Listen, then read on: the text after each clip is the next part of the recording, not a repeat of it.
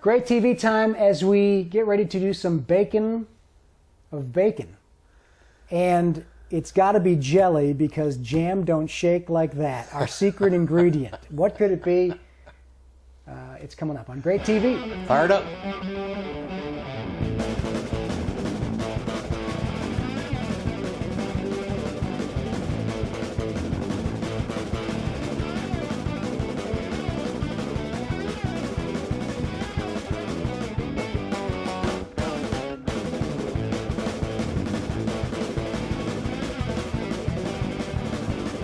So it's time. Great TV back. Jack Wabor, Carolina Pitmasters, and CarolinaPitmasters.com. I'm Bill West with BBQTricks.com here from the birthplace of American barbecue, the low country of South Carolina. And I gotta get this. We're drinking Highland Cashmere IPA, Asheville, North Carolina. Definitely a full-bodied IPA. So hey, get on your beer and open them up and let's talk about barbecue. Who picked this? Mary, was this your doings? Yeah, Mary picked this, so we have pink beer today. That's all right. Still tasty.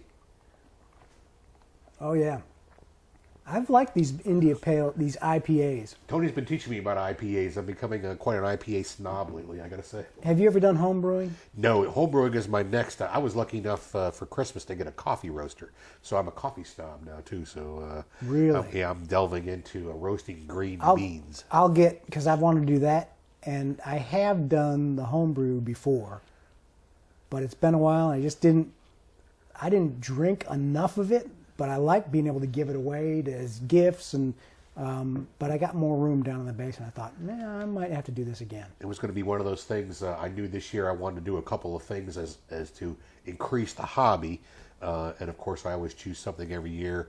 This year I was going to brew something, and Mary and the kids decided I'd brew coffee and not beer, so they got me a coffee roaster. We'll talk more about that because I love that. It's awesome. I got to say. I've got a really good bean grinder for my Christmas gift. Did you get? So you got that? I had the grinder already. I actually got the roaster.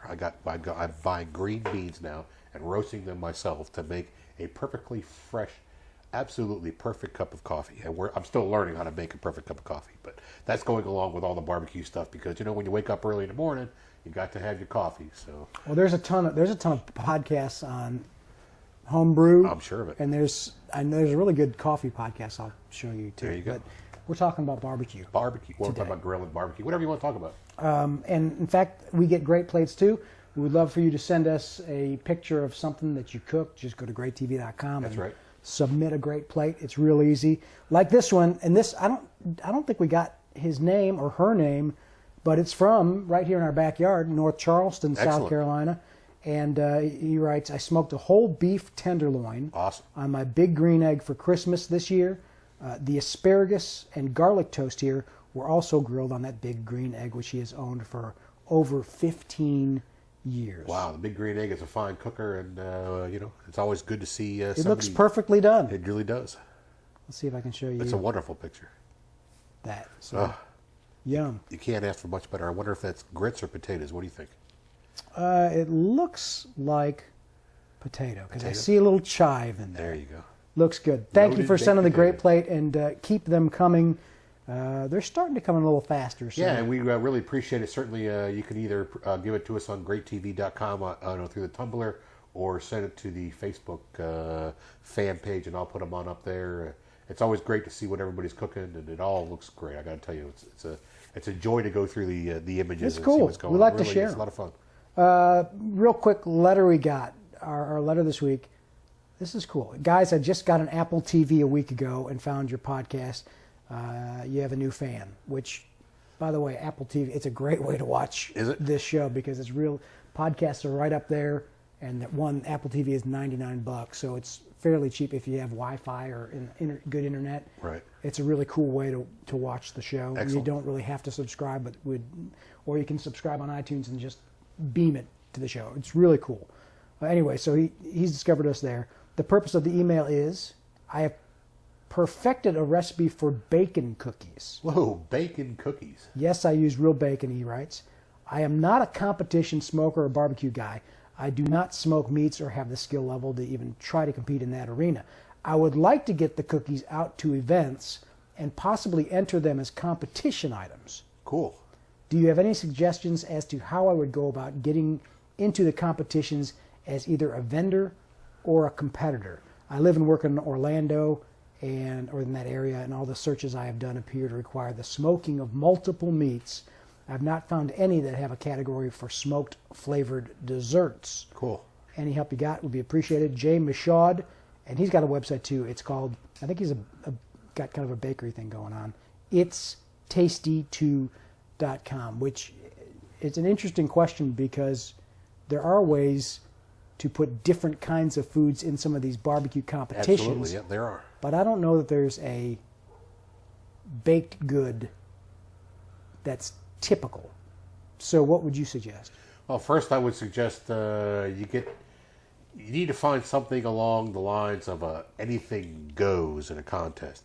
Most of the contests that you go to, the barbecue contests, have a Friday night event either called Anything But or Anything Goes. Now, when you have anything but, usually it's anything but pork. So, of course, the bacon probably wouldn't fit into that category. But if you get into the Anything Goes, well, then anything goes. So you can do something along the lines of a dessert or a bacon cookie or something like that. What I would do, since you live in Orlando, I would get a hold of my buddy Rub Bagby at the Florida Barbecue Association.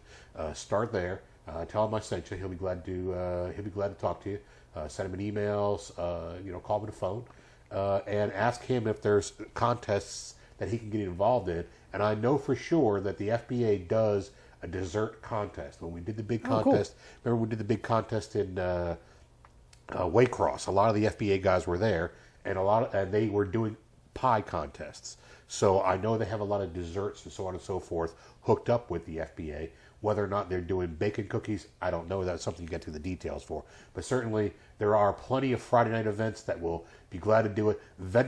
Being a vendor is also fairly easy. You find your event, get in touch with the event coordinators there. Usually you fill out a form, stating what you're going to sell. They charge you a couple of bucks for a space in at the event, and you go ahead and sell your cookies. And actually, I think there's an opportunity because almost every barbecue competition I've been to, I've wanted more barbecue. Right. Like for some reason, whether they didn't get approval to serve food or have the teams cook food, or I think there's a place for that if you can work some deals with the individual competitions.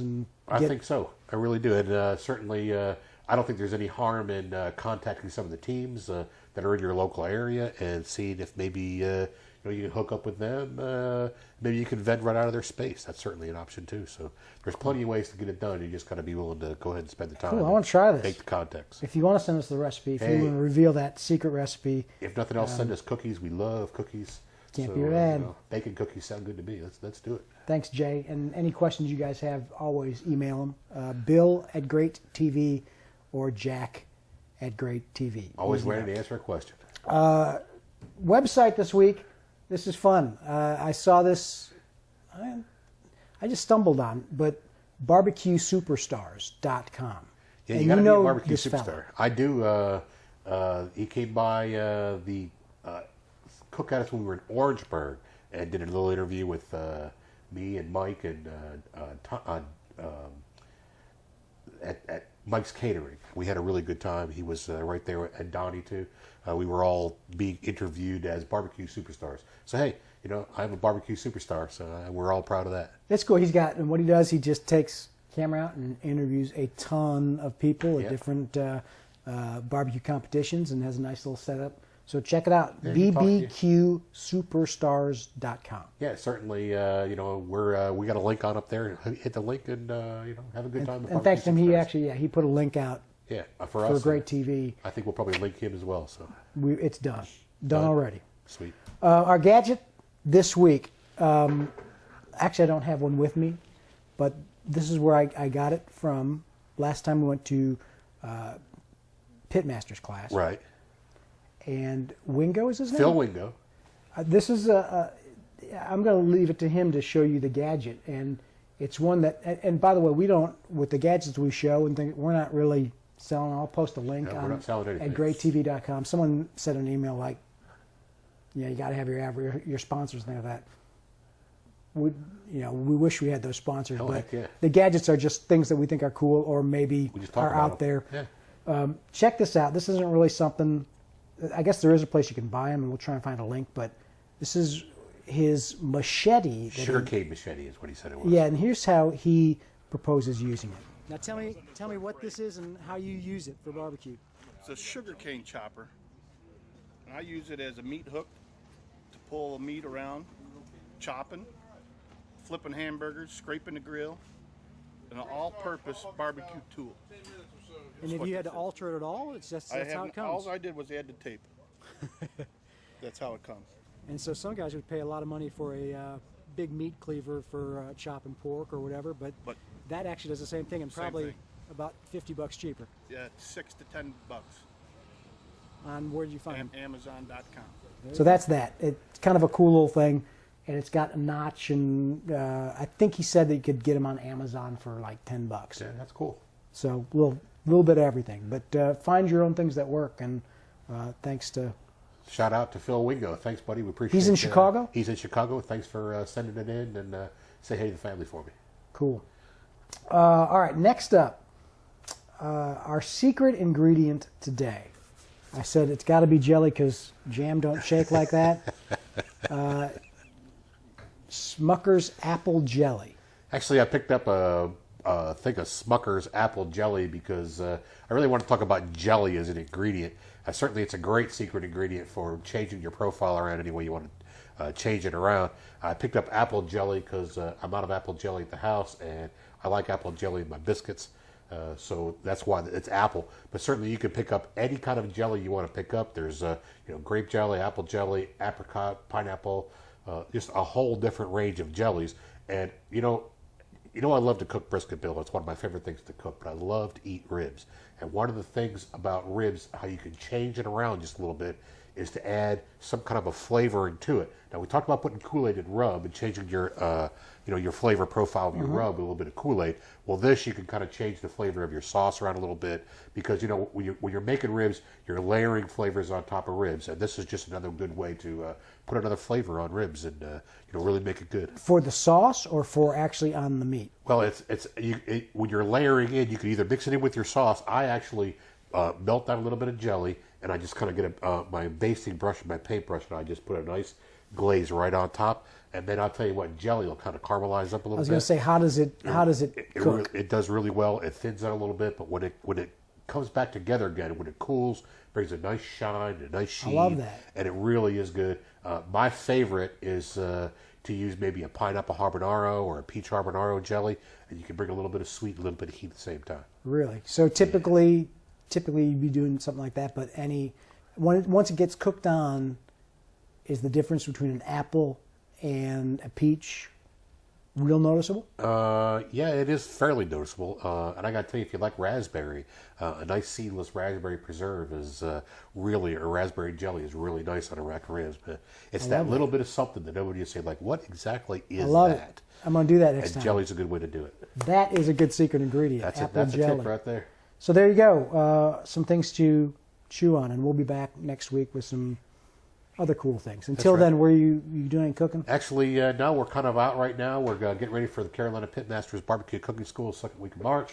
And then I believe we're talking about going to the big demo at the South Carolina Barbecue the National Barbecue Association meeting in Greenville. And I think Great TV is going to go up there and do a little bit of work up there. Yes, that'd be awesome. We're going to have a good time. So it's going to be wonderful. The competition season will start up first part of April, and I'll let you all know where we're going to be. So until then, send us emails. We love to get those. The great plates, we love those.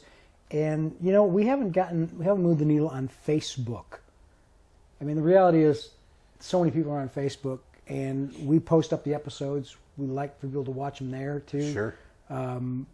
So it doesn't cost anything. It would help us a bunch if you just go and just like it, and send it to your friends, and let them know that we're share there. It, and certainly, it's a great time. We appreciate that. That'll actually do a lot for us. So until next time, remember, think global, buy local, stay sustainable, and for goodness sakes, hug your mama.